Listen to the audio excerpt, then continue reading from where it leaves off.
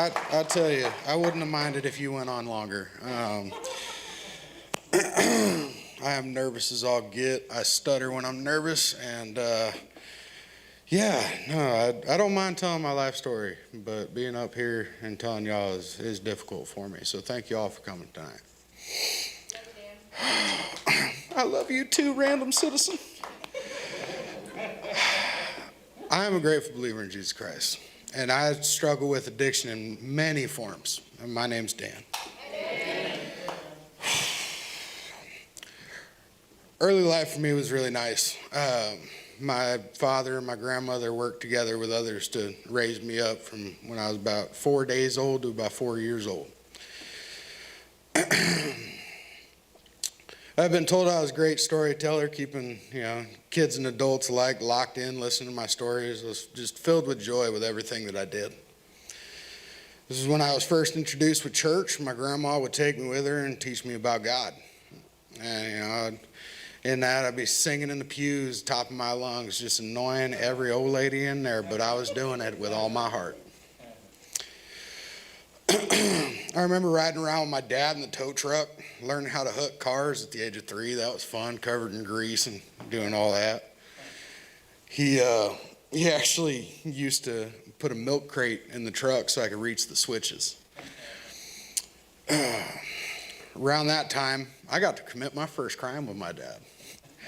It was breaking and entering. He had loaned my favorite DVD. It was Transformers, the cartoon, to a buddy of his, and he opened up the window and dropped me down in there, and we spent the rest of the day watching Transformers together.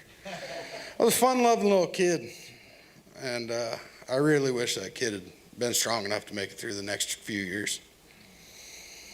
I was about 4 years old. My dad got into some trouble and had to leave state.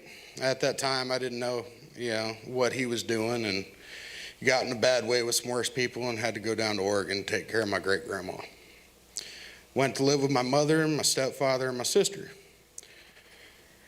From this point, my mother started turning me against my dad, manipulating me and telling me that he didn't love me and he just wanted to go party. That was far from the truth. From the outside looking in, we were a happy middle-class family in Anchorage. But in reality, my mom was a depressed alcoholic who turned to pills and alcohol to cope with her problem. She manipulated like nobody's business. She was dang good at it. Taught me how to do it. My stepfather was an alcoholic with rage issues. And he'd take it out on us when he got home from work. After moving to my mother's, one of my first memories was of my cousin and I being abused by my uncle at my grandmother's house. I knew what he was doing was wrong, even though he said it was normal. Ran to my mother and my grandmother, and they denied that he would ever do that. Called me a liar, saying that I was just telling another one of my stories to get attention. It got buried and forgotten about, and he continued abusing us for years without repercussion. My innocence was stolen that day and started my distrust of men and adults in general. I would find out later that we were not the only ones that he would abuse. My brother was born shortly after that incident. I was now a middle child. That was when my mother found out she was never supposed to have children due to a medical defect. He was her miracle baby from day one. My sister and I were all but forgotten about, left to fend for ourselves most nights. Stepfather worked long hours painting cars at Alaska Sales, while my mother self-medicated at home to cope with her pain. I looked for attention the only way I could find it. Became the class clown, constantly in trouble for my antics. That didn't help my home life at all. Constantly being in trouble at school gave my mother plenty of reasons to tear me down with her words. Made me feel like I was nothing, just worthless. The world would be a better place without me in it. She'd lock me in my room or under the stairs until my stepfather got home, and then they would drink and discuss how bad me and my sister had been. On a good day, we got spanked. On worse days, we got the belt. On a few occasions, I had to go out into the garage where he'd use a 2x4. Some nights were bad enough I couldn't go to school the next day because I wasn't able to sit. Sister and I were each other's light in the storm. And Yeah, we'd confide in each other, as thick as thieves. I knew I could take a hit better than she could, though, so I took a lot of the blame for most of that growing up. We relied on each other.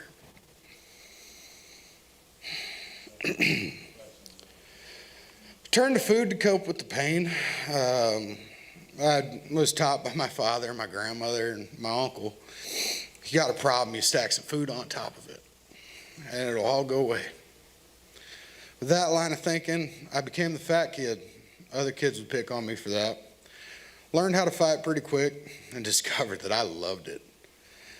I got to, become the bully and make other people feel the way that I did inside.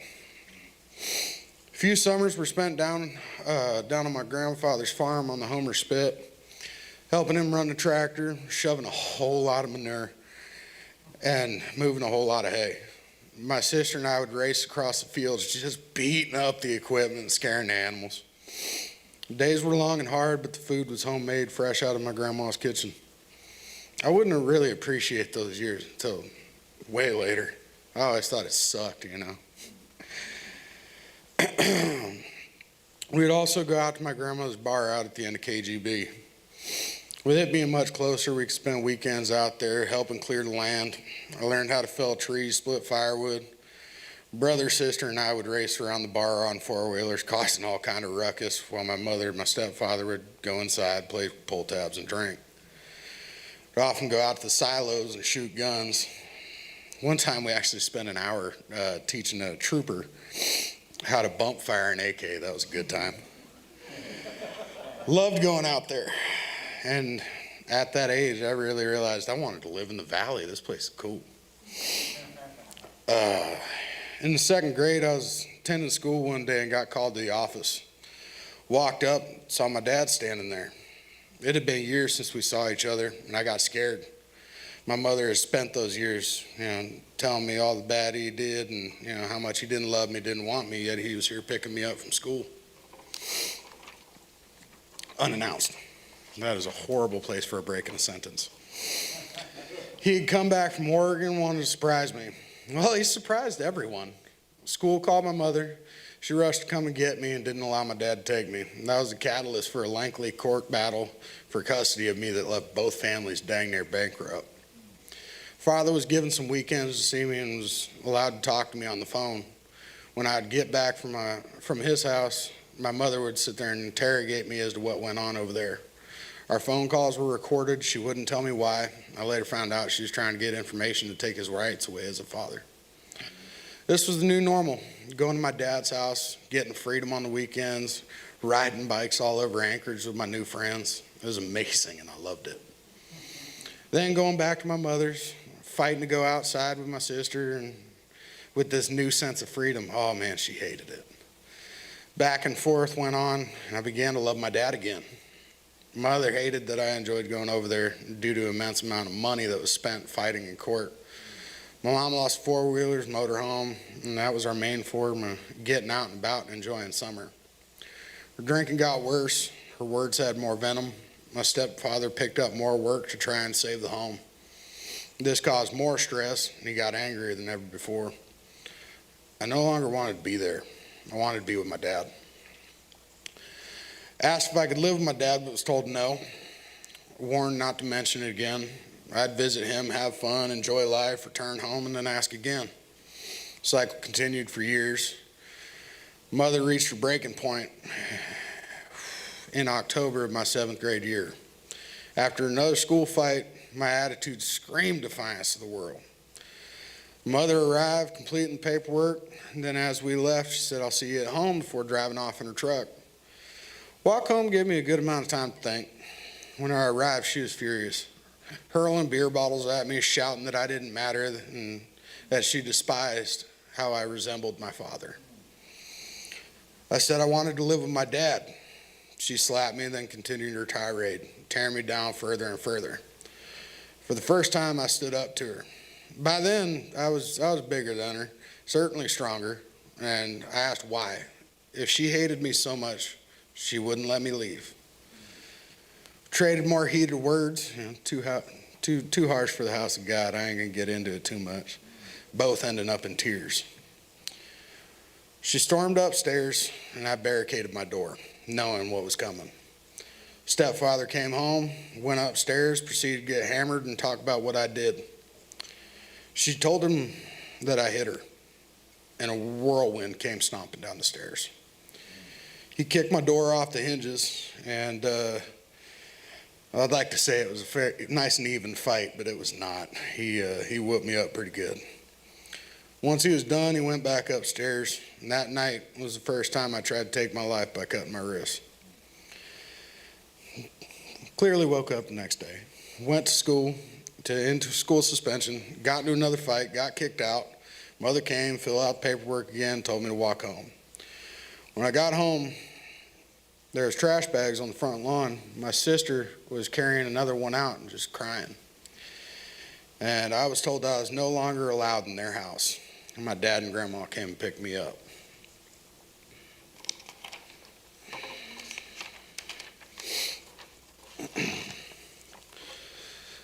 Finished that year at another school on the other side of Anchorage, but my anger followed me.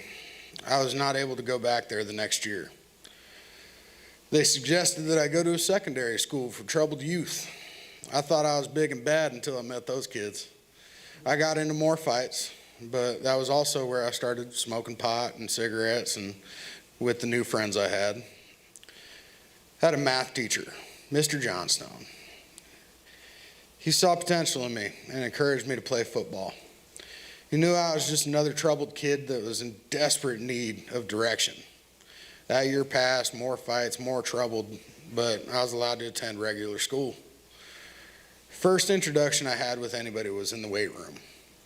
Found some guys my size and started lifting with them and made friends. When we all got our gear and then they realized that I was a freshman, they beat on me pretty good. High school was a fresh start for me, but I still fell back into those same old habits. Fighting, smoking weed, and generally just acting out to get attention. My grandma was working long hours at her job. My father was a dispatcher for my uncle's towing company, smoking copious amounts of weed to cope with his depression too. He made every football game that I played, but when we got home, I mostly saw the back of his head as he poured his life into World of Warcraft. I was angry that I had traded one form of neglect for another, so I continued to get stronger and more violent, both at school and on the field. Junior year was when things really started spiraling for me. Got my first car, and I thought I was king of the world. Started hanging out with my dealers more, getting into things other than weed, and I found Xanax. As soon as I tried it, I was hooked. It took all the pain away and allowed me to be numb. My grades started slipping, spent more time suspended. And really, I was spending more times with my friends getting high, and I started selling everything I can get my hands on to support my habits. Senior year, midway through the football season, I got caught with weed in my car. I got kicked off the team, thought my life was over, so I poured more drugs into my body. Night I got suspended was the first time that me and my dad fought. I knew he was disappointed with me, with who I was becoming and following in his footsteps. My grades continued to fall, and I wasn't looking like I was going to be able to graduate. Went to my mother's for Christmas that year. This was the first time since I had been kicked out that I was actually invited to a real event. And it was good to see my brother and my sisters, but my sister resented me for leaving, stating that I tore the family apart. My mother started drinking, started tearing me down, saying I was nothing but a drug addict like my father, and she hoped I would die of an overdose. I left, and that was the last time that I would go over there for many years. I continued down that path, got caught smoking weed again, and I was subsequently kicked out of ASD and told to go back to secondary school. Finished school early. Had a girlfriend at the time that broke up. She encouraged me to go and walk with my class, and then broke up with me the day that all that went down. I hated going, didn't want to go. I'm so glad I got to do it because I wish I had sent Trisha a picture of it, but one of my favorite pictures is me standing there with my grandma in my gown. She was so proud that day. Started working on my aunt's food truck, kept selling drugs to support my habit, but eventually that wasn't enough. So I broke into cars, sold off what I found, and I also stole from some of my dealers. One day I was riding around with one of my buddies and no sales, and our funds were completely dry. I watched him go through the throes of withdrawal and finally realized the error of my ways. Quit Xanax shortly after that and got a job with my dad driving trucks down to Valdez. After a while doing that, I asked the owner of the company if I could have a job. He said yes. Started picking up freight and loading trucks. Still smoking weed, but I had quit just about everything else for the most part. Continued doing that for a couple of years until my cousin asked me to apply at her company driving big trucks. Got the job, moved out to the valley. At this point, I didn't drink much, but I was still smoking, though I had cut back. Stress of the job got to me quickly. I started eating to hide my feelings again, rapidly gained weight. My cousin quit, then the day guy quit as well. I was still new into the position, and I was the only one running the valley. 100-hour weeks were the new norm, and I couldn't sleep, so I turned to alcohol. Over the next couple of years, drinking turned from once a week to every night when I got off work, going to the bar, then passing out in the driveway. I realized I had a problem when I was buying a fifth a night just to sleep. Again, something had to change. I weaned myself down to just the weekend, so I thought I was fine. Then one November night, that all changed. I had gotten off of a 16-hour shift at work. My sister called me to ask if I could come bounce at the bar. I went out, stayed until close until, I went out, stayed until close, drinking the whole time. I drove home that night. To avoid the cops, I decided to take Fairview Loop. Fell asleep at the wheel, went off the road, hit a driveway embankment, flew about 60 feet and broke a telephone pole in half, 10 feet off the ground. I totaled my brand new truck. I had that thing for like 2 weeks. It was so clean. There wasn't a straight panel on it that night. So, walked away from the accident, called my sister. She came and picked me up. We went to the hospital about 14 hours later, and they did an x-ray on me, found out I had a broken vertebrae at the base of my neck and a pretty major concussion. Talked to the trooper at the hospital later that night and never heard from him again. Decided to go home and drown my sorrows in a big old bag of mushrooms. When I woke up the next day, I knew I needed help to do this, to get sober. So I called a friend of mine that I knew went to church, and she suggested that I come and check out Messenger Christian Ministry. I went that next Sunday, and I met Mike. He came right up to me, and we talked for 5 minutes past 6. Angie was getting a little restless, and he said, "I got to get up there, son, but I want to talk to you after." I was so uncomfortable after so long turning my back on God. As soon as they prayed out, I ran out the door with a cigarette already lit as I got into my truck. Mike came out, talked to me again, and encouraged me to come check out Celebrate Recovery. I agreed. I would like to say I remember what that first lesson was, but I took a lot of drugs and a lot of liquor, and I just don't remember that. Really wish I did. Stayed for the small group that night, and it was the first night since my accident that I had been honest and told the truth about what happened that night. Kept attending because for the first time in a long time, I felt like I was home. I asked Mike what I needed to do to become leadership, and I signed up for a step study. I poured myself into service and found a new addiction. I was helping out everybody that I could in any way that I could. Showing up early, staying late, even with the hours that I was working, I could do it. Stayed sober for 90 days. That was the longest I had been sober since I was 12 years old. Then I went to Oregon, met my family, made a complete fool of myself.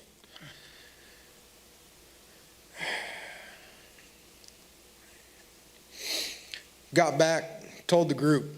They welcomed me back with open arms and understanding. I was almost done with my program when my mother was diagnosed with cancer.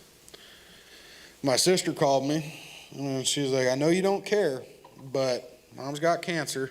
I'd like you to come check it out. And I was like, I will go for you. I ain't going for her. So I went, and on that drive into Anchorage, we were working through, oh man, we were almost done with the whole thing, but I still hadn't done my amends with anybody. I'd done just, yeah. So I decided on that drive that I was going to go make my amends with my mom. And I walked in and poured my heart out to her. Didn't get anything in response, but it was for me, not her. But I'd like to say I completely gave it away and gave it to God, but I still had quite a bit of resentment in my heart for her. And it wasn't until a couple weeks later where I finally gave it up and I felt that weight lift off my chest. After she got out of the hospital, it was back to the same old story, her just dragging my name that I was nothing but a piece of crap. I had to set very firm boundaries with her, but I held no more hate in my heart for the person that brought me into this world, and it was really amazing. Last 2 years have been hard-fought recovery. I've made a lot of friends, and I'm now a leader. One of the questions in 12 steps is describe your life after finding God. I find that some people glaze over it and say the sunshine and rainbows. My journey has been the hardest of my life, but we must be doing something right for everything to be going so wrong. In that time, I have had people drag me for being sober, which is the dumbest thing. But I've also helped several of my friends get sober. I've talked people off the ledge. I've gotten to help so many people in the community. I would not trade a single painful day of sobriety for a single day of being messed up.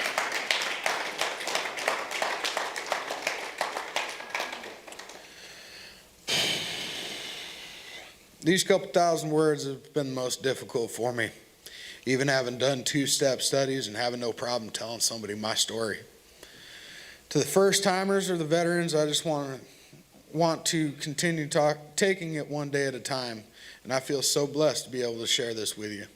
Thank you very much. I'm a grateful, faithful believer in Christ, and I struggle with a lot of things. Real quick, this one always cracks me up. I just want to say my favorite quote. I do it every step study I do. Yesterday is history, tomorrow is a mystery. Today is a gift. That is why it is called the present.